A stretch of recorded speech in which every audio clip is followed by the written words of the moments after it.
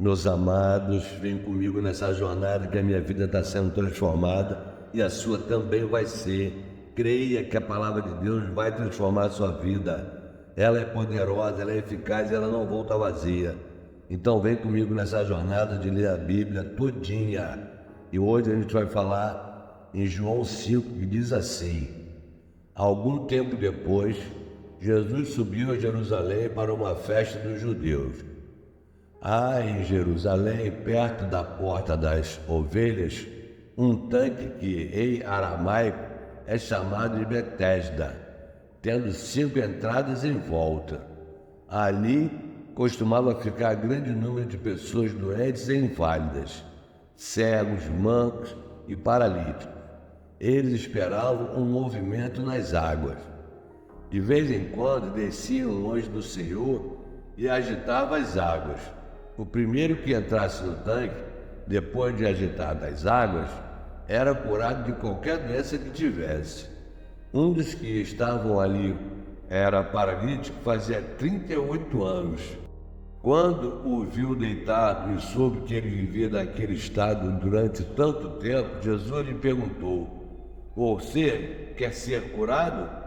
Disse o paralítico: Senhor, não tenho ninguém que me ajude a entrar no tanque quando a água é agitada. Enquanto estou tentando entrar, outro chega antes de mim. Então Jesus lhe disse: levante-se, pegue a sua maca e ande. Imediatamente, o homem ficou curado, pegou a maca e começou a andar. Isso aconteceu num sábado. E por essa razão, os judeus disseram ao homem que havia sido curado: hoje é sábado, não lhe é permitido carregar a maca. Mas ele respondeu: o homem que me curou me disse: pegue a sua maca e ande. Então lhe perguntaram: quem é esse homem que lhe manda pegar a maca e andar? O homem que fora curado não tinha ideia de quem ele era, pois Jesus havia desaparecido no meio da multidão. Mais tarde, Jesus o encontrou no templo e lhe disse: olhe, você está curado, não volte a pecar, para que algo pior não lhe aconteça. O homem foi contar aos judeus que fora Jesus quem o tinha curado. Então, os judeus passaram a perseguir Jesus, porque ele estava fazendo essas coisas no sábado. Disse-lhe Jesus: meu pai continua trabalhando até hoje, e eu também estou trabalhando. Por essa razão, os judeus mais ainda queriam matá-lo, pois não somente estava violando o sábado, mas também estava até mesmo dizendo que Deus era seu próprio Pai, igualando-se a Deus. Jesus lhes deu estas respostas: eu lhes digo verdadeiramente que o Filho não pode fazer nada de si mesmo, só pode fazer o que vê o Pai fazer, porque o que o Pai faz, o Filho também faz. Pois o Pai ama o Filho e lhe mostra tudo o que faz. Sim, para a admiração de vocês, ele lhe mostrará obras ainda maiores do que estas. Pois, da mesma forma que o Pai ressuscita os mortos e lhes dá a vida, o Filho também dá a vida a quem ele quer dá-la. Além disso, o Pai a ninguém julga, mas confiou todo o julgamento ao Filho, para que todos honrem o Filho como honraram o Pai. Aquele que não honra o Filho também não honra o Pai que o enviou. Eu lhes asseguro, quem ouve a minha palavra e crê naquele que me enviou, tem a vida eterna e não será condenado, mas já passou da morte para a vida. Eu lhes afirmo que está chegando a hora, e já chegou, em que os mortos ouvirão a voz do Filho de Deus, e aqueles que a ouvirem viverão. Pois, da mesma forma que o Pai tem vida em si mesmo, ele concedeu ao Filho ter vida em si mesmo, e deu-lhe autoridade para julgar, porque é o Filho do homem. Não fiquem admirados com isto, pois já está chegando a hora em que todos os que estiverem nos túmulos ouvirão a sua voz, e sairão. Os que fizerem o bem ressuscitarão para a vida, e os que fizerem o mal ressuscitarão para serem condenados. Por mim mesmo nada posso fazer, eu julgo apenas conforme ouço, e o meu julgamento é justo, pois não procuro agradar a mim mesmo, mas aquele que me enviou. Se testifico acerca de mim mesmo, o meu testemunho não é válido. Há outro que testemunha em meu favor, e sei que o seu testemunho a meu respeito é válido. Vocês enviaram representantes a João, e ele testemunhou da verdade. Não que eu busque testemunho humano, mas menciono isso para que vocês sejam salvos. João era uma candeia que queimava e irradiava luz, e durante certo tempo vocês quiseram alegar-se com a sua luz. Eu tenho um testemunho maior do que o de João, a própria obra que o Pai me deu para concluir, e que estou realizando, testemunha que o Pai me enviou. E o Pai que me enviou, Ele mesmo testemunhou a meu respeito. Vocês nunca ouviram a sua voz, nem viram a sua forma, nem a sua palavra habita em vocês, pois não crerem naquele que Ele enviou. Vocês estudam cuidadosamente as Escrituras, porque pensam que nelas vocês têm a vida eterna. E são as Escrituras que testemunham a meu respeito. Contudo, vocês não querem vir a mim para terem vida. Eu não aceito glória dos homens, mas conheço vocês. Sei que vocês não têm o amor de Deus. Eu vim em nome de meu Pai, e vocês não me aceitaram. Mas se outro vier em seu próprio nome, vocês o aceitarão. Como vocês podem crer, se aceitam glória uns dos outros, mas não procuram a glória de quem vem de Deus único. Contudo, não pensem que eu os acusarei perante o Pai. Quem os acusa é Moisés, em quem estão as suas esperanças.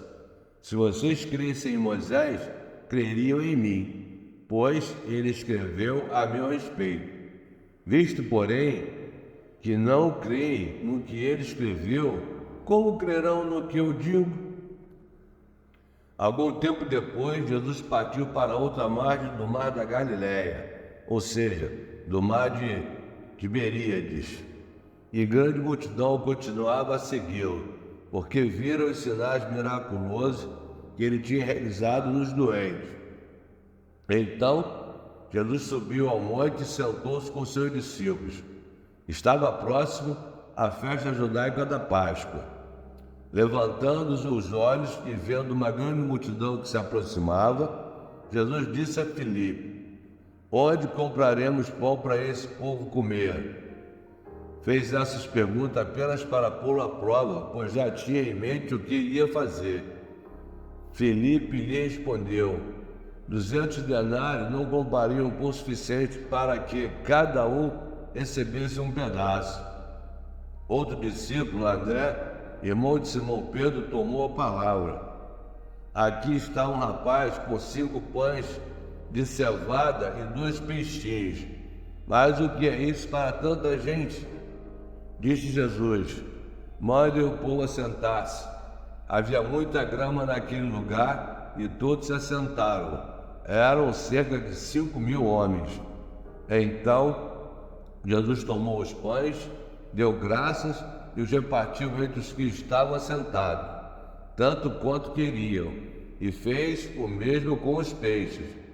Depois que todos receberam o suficiente para comer, disse aos seus discípulos: ajuntem os pedaços que sobraram, que nada seja desperdiçado. Então eles os ajuntaram e encheram 12 cestos com os pedaços de 5 pães de cevada deixados por aqueles que tinham comido. Depois de ver o sinal miraculoso que Jesus tinha realizado, o povo começou a dizer: sem dúvida, este é o profeta que devia vir ao mundo. Sabendo Jesus que pretendia proclamar o rei à força, retirou-se novamente sozinho para o monte. Ao anoitecer, seus discípulos desceram para o mar. Entraram no barco e começaram a travessia para Cafarnaum. Já estava escuro e Jesus ainda não tinha ido até onde eles estavam. Soprava um vento forte e as águas estavam agitadas. Depois de terem remado cerca de 5 ou 6 quilômetros, viram Jesus aproximando-se do mar, andando sobre o mar, e ficaram aterrorizados. Mas ele lhe disse: sou eu, não tenho medo. Então se animaram a recebê-lo no mar e logo chegaram à praia para a qual se dirigiam. No dia seguinte, a multidão que tinha ficado no outro lado do mar percebeu que apenas um barco estivera ali e que Jesus não havia entrado nele com os seus discípulos, mas que eles tinham partido sozinhos. Então, alguns barcos de Tiberíades aproximaram-se do lugar onde o povo tinha comido pão após o Senhor ter dado graças. Quando a multidão percebeu que nem Jesus nem os discípulos estavam ali, entrou no barco e foi para Cafarnaum em busca de Jesus. Quando o encontraram do outro lado do mar, perguntaram-lhe: Mestre, quando chegaste aqui? Jesus respondeu: a verdade é que vocês estão me procurando, não porque viram os sinais miraculosos, mas porque comeram os pães e ficaram satisfeitos. Não trabalhem pela comida que se estraga, mas pela comida que se permanece para a vida eterna, a qual o Filho do Homem lhes dará. Deus, o Pai, nele colocou o seu selo de aprovação. Então lhe perguntaram: o que precisamos fazer para realizar as obras que Deus requer? Jesus respondeu: a obra de Deus é esta, crer naquele que ele enviou. Então lhe perguntaram: que sinal miraculoso mostrará para que o vejamos e creiamos em ti? Que farás? Os nossos antepassados comeram o maná do deserto, como está escrito: ele lhes deu o comer pão do céu. Declarou-lhes Jesus: digo-lhes a verdade, não foi Moisés quem lhes deu o pão do céu, mas é meu Pai quem lhes dá o verdadeiro pão do céu. Pois o pão de Deus é aquele que desceu do céu e dá vida ao mundo. Disseram eles: Senhor, dá-nos sempre desse pão. Então Jesus declarou: eu sou o pão da vida. Aquele que vem a mim nunca terá fome. Aquele que crê em mim nunca terá sede. Mas, como eu lhe disse, vocês me viram, mas ainda não creram. Todo que o Pai me der virão a mim. Quem vier a mim, eu jamais rejeitarei. Pois desci do céu não para fazer a minha vontade, mas para fazer a vontade daquele que me enviou. E esta é a vontade daquele que me enviou, que eu não perca nenhum dos que ele me deu, mas os ressuscite no último dia. Porque a vontade de meu Pai é que todo que olhar para o Filho e nele crer tenha a vida eterna, e eu ressuscitarei no último dia. Com isso, os judeus começaram a criticar Jesus, porque disseram: eu sou o pão que desceu do céu. E diziam: este não é Jesus, o filho de José. Não conhecemos seu pai e sua mãe. Como ele pode dizer: desci do céu? Respondeu Jesus: parem de fazer-me críticas. Ninguém pode vir a mim se o Pai que me enviou não atrair, e eu o ressuscitarei no último dia. Está escrito nos profetas: todos serão ensinados por Deus. Todos que ouvem ao Pai e dele aprenderem, vêm a mim. Ninguém viu o Pai a não ser aquele que vem de Deus, somente ele viu ao Pai. Asseguro-lhes que aquele que crê tem a vida eterna. Eu sou o pão da vida. Os seus antepassados comeram o maná no deserto, mas morreram. Todavia, aqui está o pão que desce do céu para que não morram quem dele comer. Eu sou o pão vivo que desceu do céu. Se alguém comer deste pão, viverá para sempre. Este pão é a minha carne, que eu darei pela vida do mundo. Então, os judeus começaram a discutir exatamente entre si: como pode este homem nos oferecer sua carne para comermos? Jesus lhe disse: eu lhes digo a verdade, se vocês não comerem a carne dos filhos do homem e não beberem seu sangue, não terão vida em si mesmos. Todo que come a minha carne e bebe meu sangue tem a vida eterna, e eu o ressuscitarei no último dia. pois a minha carne é verdadeira comida e o meu sangue é verdadeira bebida. Todo que come a minha carne, bebe o meu sangue, permanece em mim e eu nele. Da mesma forma como o Pai que vive me enviou e eu vivo por causa do Pai, assim aquele que se alimenta de mim viverá por minha causa. Este é o pão que desceu do céu. Os antepassados de vocês comeram o maná e morreram. Mas aquele que se alimenta deste pão viverá para sempre. Ele disse isso quando ensinava na sinagoga de Cafarnaum. Ao ouvirem isso, muitos de seus discípulos disseram: dura é essa palavra, quem consegue ouvi-la? Sabendo em seu íntimo que os seus discípulos estavam se queixando do que ouviram, Jesus lhes disse: isso vos escandaliza?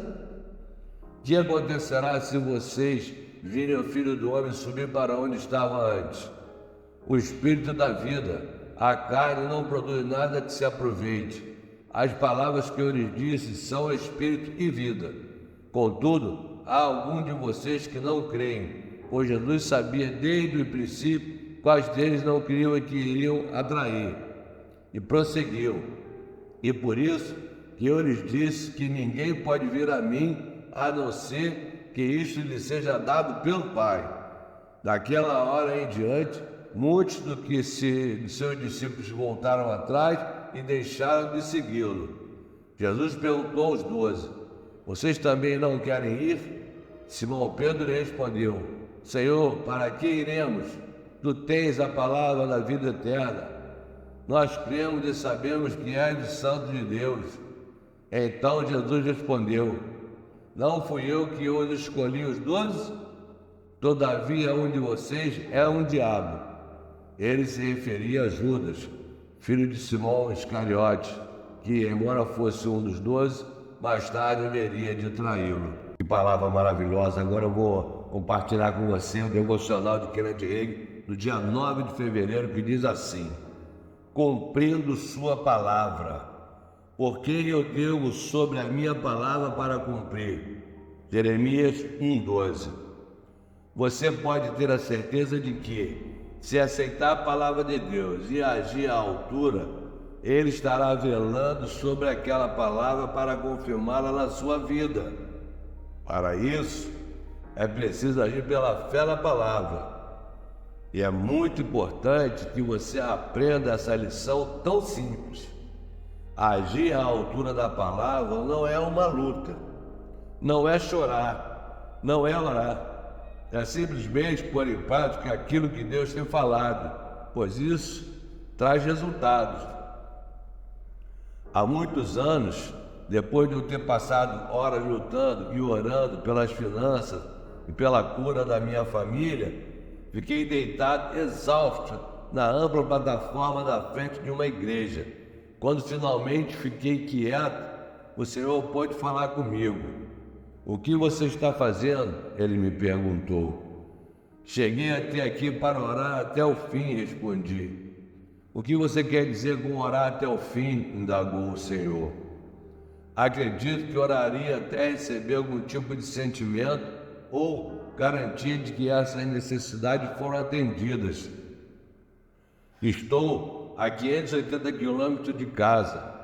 Penso que deveria saber, de alguma maneira, quando meus filhos serão curados e nossas necessidades financeiras supridas. A minha palavra não basta para você? Não está agindo como se a minha palavra fosse verdadeira, disse o Senhor. Na realidade, está agindo como se ela fosse falsa. Você pensa que, se orasse por muito tempo e com barulho suficiente, talvez chegasse finalmente a persuadir-me que não devo ser mentiroso a cumprir a minha palavra? Oh, meu Deus! Creia, a confissão é a seguinte: creio em Deus e ajo como quem crê nele. Essa é a palavra de hoje. Espero que você tenha gostado. Se inscreva no canal, dê o seu like, compartilhe e faça um comentário. Se você quiser o livro Alimento da Fé, do Kenneth Hagin, me pede aqui nos comentários que eu mando para você. Em nome de Jesus, te vejo amanhã.